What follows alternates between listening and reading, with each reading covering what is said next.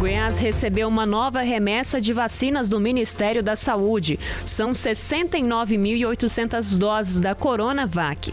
Para mais detalhes, vamos conversar a partir de agora com o secretário de Saúde do Estado de Goiás, Ismael Alexandrino. Bom dia, secretário.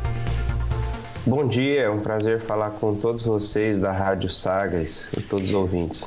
É a primeira entrevista do dia, secretário? Não, é a terceira. Ah, tá. O secretário dá várias entrevistas, o que é bom, né? É importante a gente ouvir as autoridades, inclusive o secretário, no momento de pandemia. Mas viu o secretário fazendo o alongamento. Você viu, né, Cileide? Eu vi. Fazendo o alongamento assim, com o queixo mais no peito, depois o queixo para trás, assim. Importante, né, secretário?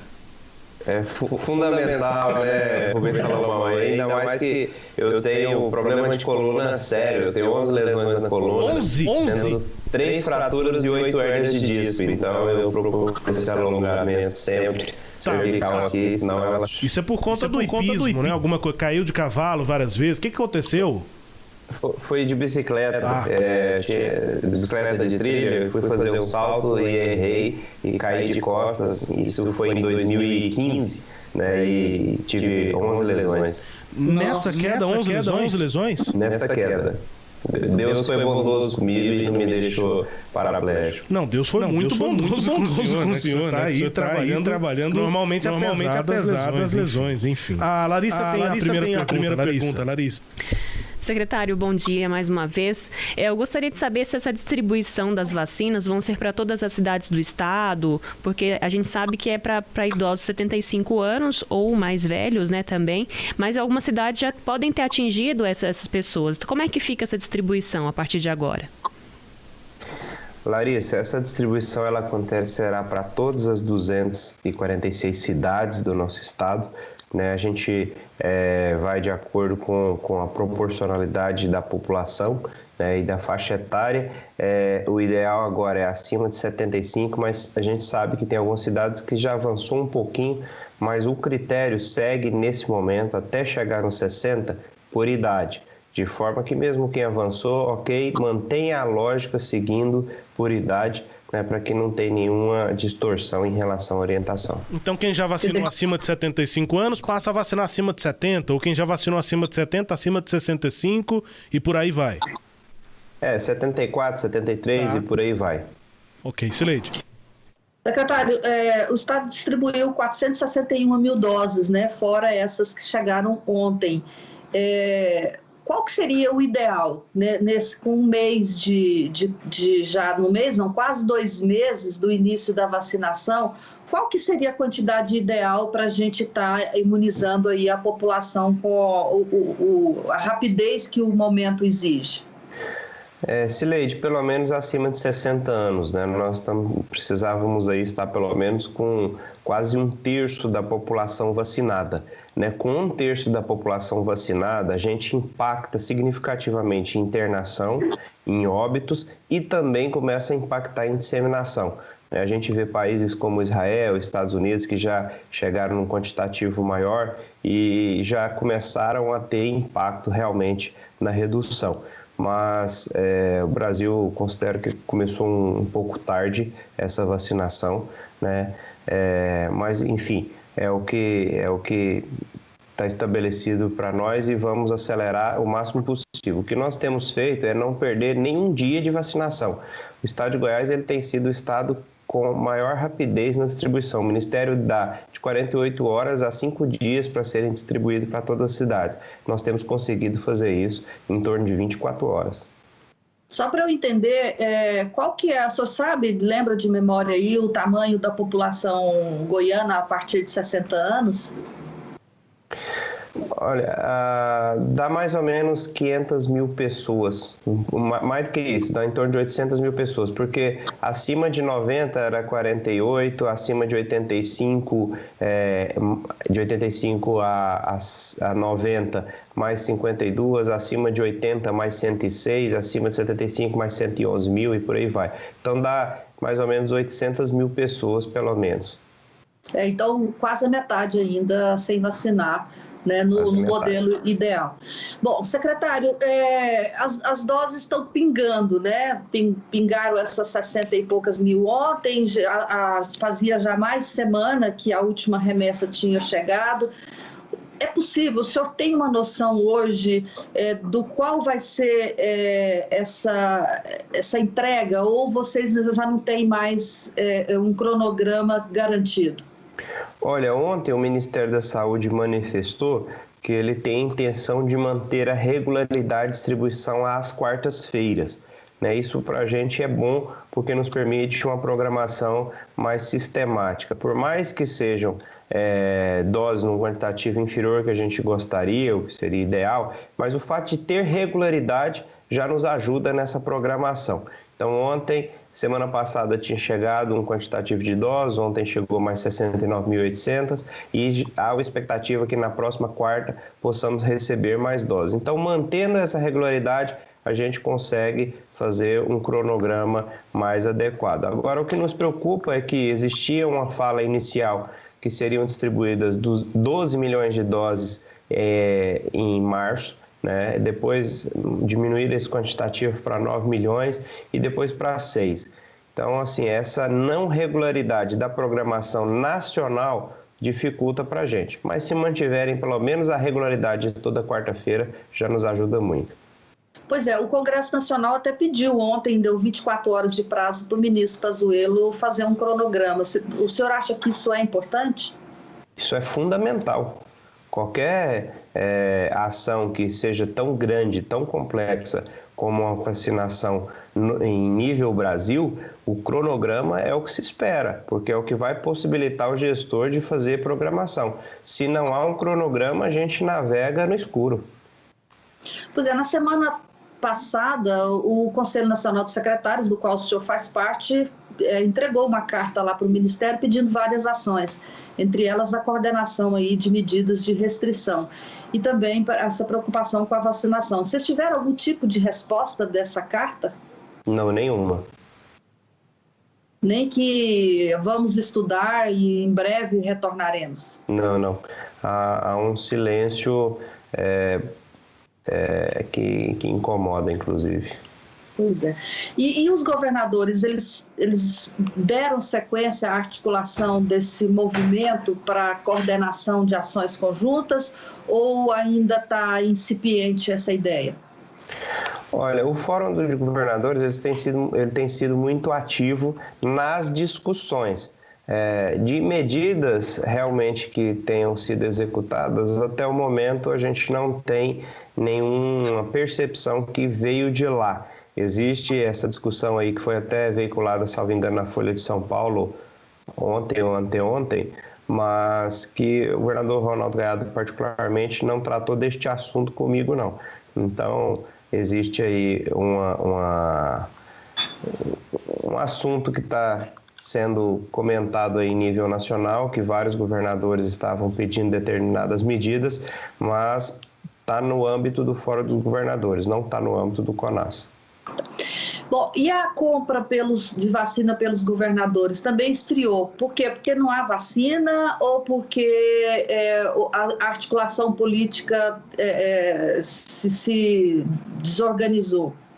Não, acho que o assunto esfriou, mas as nossas ações, elas continuam.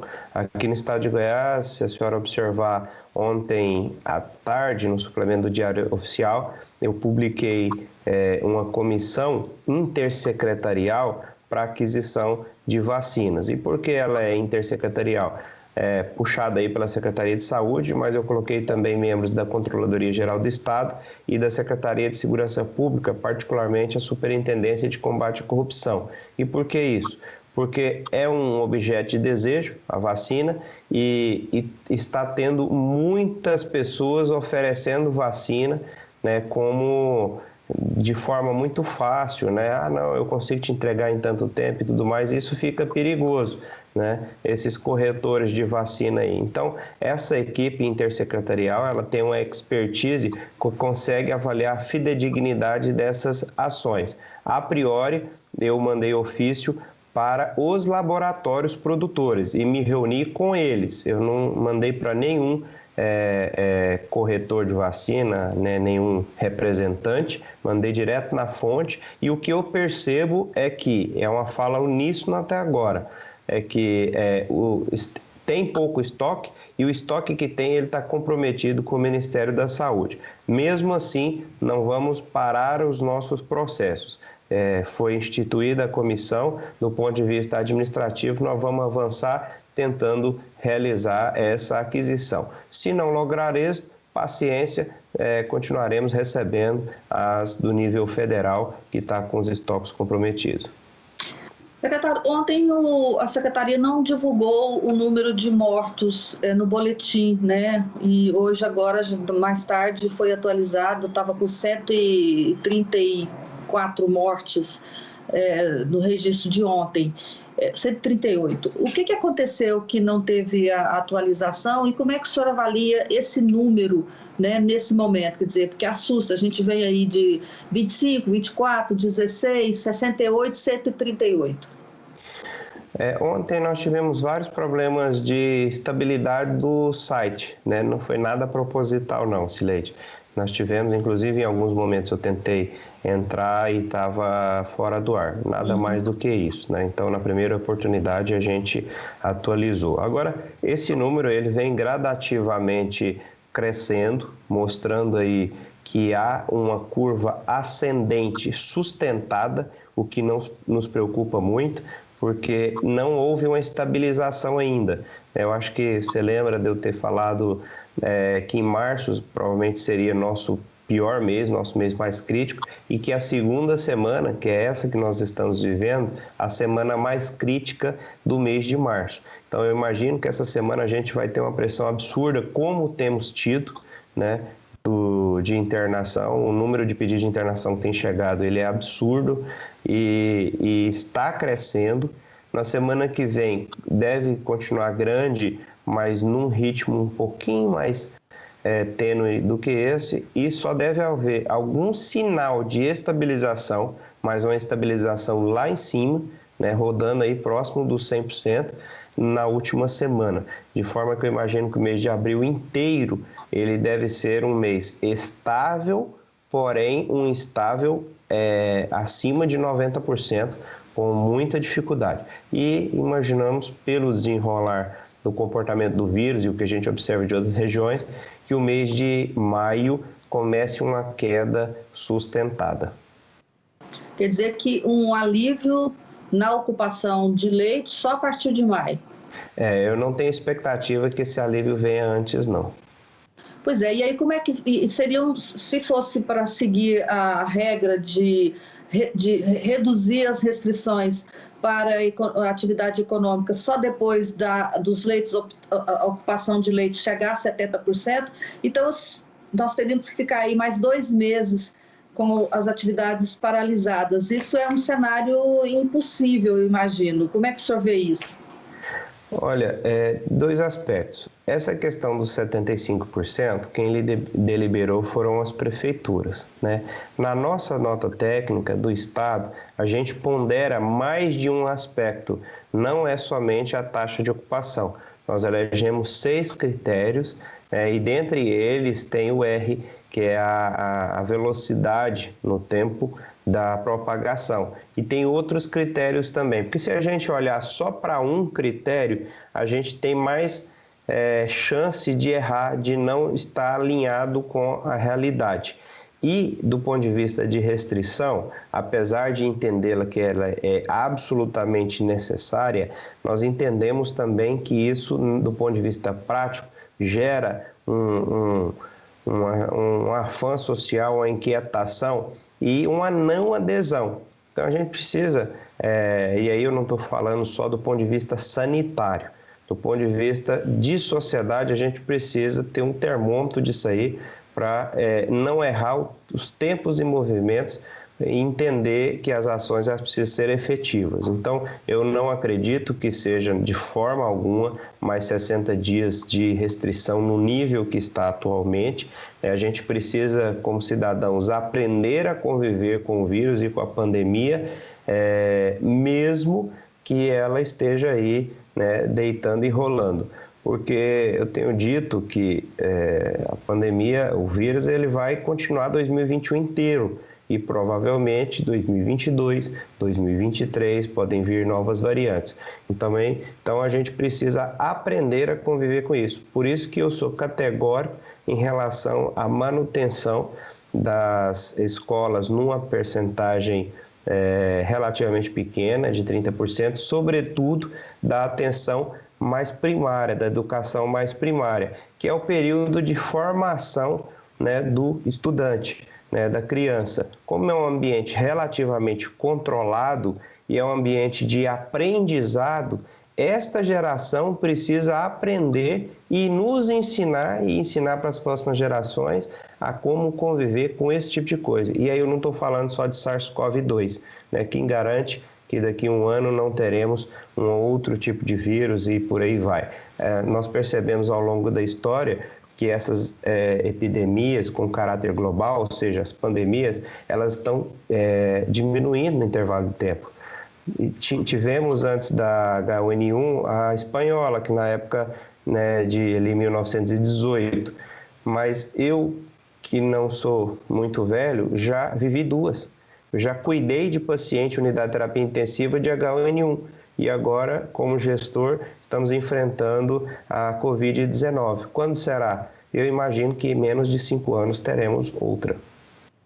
Bom, falar em conviver, aprender a conviver com isso, por coincidência hoje o Google está homenageando o médico malaio, né, chamado Dr. U, conhecido como Dr. U, que é a pessoa precursora aí que teria inventado a máscara, que foi precursora da N95, né, e dessa outra aí também, a PFF, não é isso que se chama? PFF2.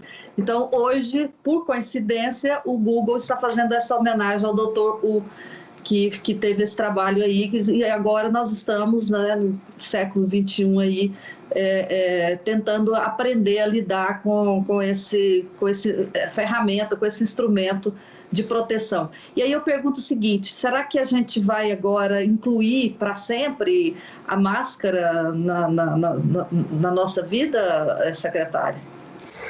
Sileide, eu acho que pelo menos se aproximar da cultura japonesa, que pelo menos quem está com sintomas sai na rua de máscara sem ninguém pedir para ele sair, né? Não dá para ficar como está. Eu acho que essa pandemia ela veio para sacudir a humanidade. Óbvio, cada um tem um tipo de crença, né? Tem outros ensinamentos, mas a gente não pode passar em branco em relação a essa pandemia. A gente precisa tirar lições dela. Lições não só de comportamento em relação a contágios, não só de comportamento, mas, sobretudo, lições de valores, né? Que rumo que a gente tem tomado como pessoas, como cidadãos, em que tem residido o nosso apego, né? Então, assim, essa pandemia, óbvio que eu não estou falando que ela vem só para ensinar, não é isso. Mas a gente precisa tirar lição, a gente não pode passar inócuo, passar batido sem tirar nenhum tipo de ensinamento. Seria um sofrimento pelo sofrimento. O sofrimento ele precisa trazer algum tipo de lição. Rubens? Não sei se você perguntou sobre compra de vacinas por Goiás, Sileide, você perguntou sobre isso? Sim, já, ele já deu, até saiu informou aqui da publicação da portaria, né, secretário, ontem no Diário Oficial do Estado. Isso. A gente publicou ontem essa portaria em que instituiu uma comissão intersecretarial para aquisição de vacinas. E nós vamos seguir o processo administrativo todo. Se tiver disponibilidade, compraremos. Mas até o momento, todos os laboratórios que nos reunimos, eles foram claros e taxativos de que existe pouco estoque. O estoque que existe está comprometido com o Ministério da Saúde. E aquela questão dos recursos, né? As vacinas que forem compradas com recursos estaduais ficam todas em Goiás? Ou enfim, depende se o recurso é federal ou estadual? Isso já está definido, secretário? Não, ainda há uma discussão neste aspecto, Rubens, mas do ponto de vista administrativo, a gente não tem gastado energia com essa discussão, não. né? Isso tomou uma proporção, né, política aí. Eu acho que a gente, do ponto de vista sanitário e administrativo, entrar nessa discussão já não ganha nada. Então, nós vamos tocar o processo administrativo, logrando êxito. Não deve ser uma coisa rápida. E aí a gente olha para as rubricas, olha para o que é correto do ponto de vista de prestação de contas depois, né? Isso aí eu vou fazer com muita tranquilidade, com muita naturalidade e, obviamente, dialogando com o governador, dialogando com outras esferas. Mas a comissão trabalha com aquele valor, 60 milhões de recursos estaduais para comprar vacina. Isso, a nossa ideia é adquirir vacina para 1 milhão de pessoas. Então, dependendo da vacina, serão 2 milhões de doses. Dependendo da vacina, será 1 milhão de doses. No caso da Janssen, por exemplo, que é da Johnson & Johnson, seria 1 milhão, porque ela é uma vacina de uma dose só, que com 14 dias já confere a imunidade, a armazenagem de 2 a 8 graus, ou seja, seria do ponto de vista logístico o melhor dos cenários. Mas a própria Janssen, em reunião que tivemos na semana anterior, deixou claro que a vacina delas para o Brasil não é antes de outubro, novembro. Ok, secretário, obrigado pela entrevista, disponibilidade aqui de conversar com a gente na Sagres. Bom dia, bom trabalho aí. Bom dia, Rubens, Larissa, Cileide. É um prazer sempre muito grande falar com vocês. Tenham um bom dia de trabalho e uma excelente semana. Obrigado, secretário de Saúde aqui em Goiás, Ismael Alexandrino, conversando conosco no Sagres Sinal Aberto. Bom, Cileide Alves, houve essa politização, né? E na parte técnica não há esse debate sobre 3,3% das vacinas ficarem aqui ou não, ou irem lá para o Ministério da Saúde. Querendo ou não, isso tem alguma importância, né, Cileide, para saber o destino das vacinas que forem compradas aqui por Goiás. Mas eu acho que esse debate sobre o que vai acontecer com as vacinas vai demorar, né, Rubens? Por que eu digo isso? Tem que comprar primeiro, né?